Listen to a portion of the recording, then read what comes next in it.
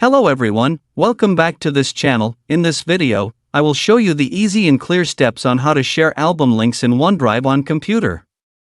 So how to share album links in OneDrive on computer?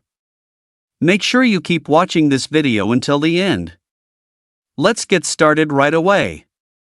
Firstly, just go to the OneDrive application on your computer or laptop.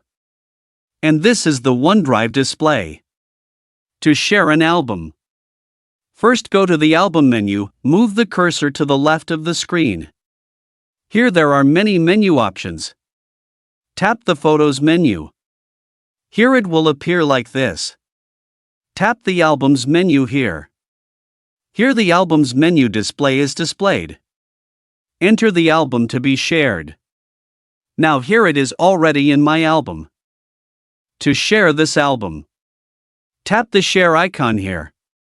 Now here a display like this will appear.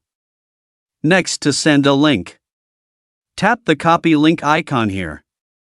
Now after copying the link, you can send it via Messenger, WhatsApp and others by pasting it. So that's it, tutorial how to share album links in OneDrive on computer. Thank you for watching. I hope this video is useful. See you in the next video.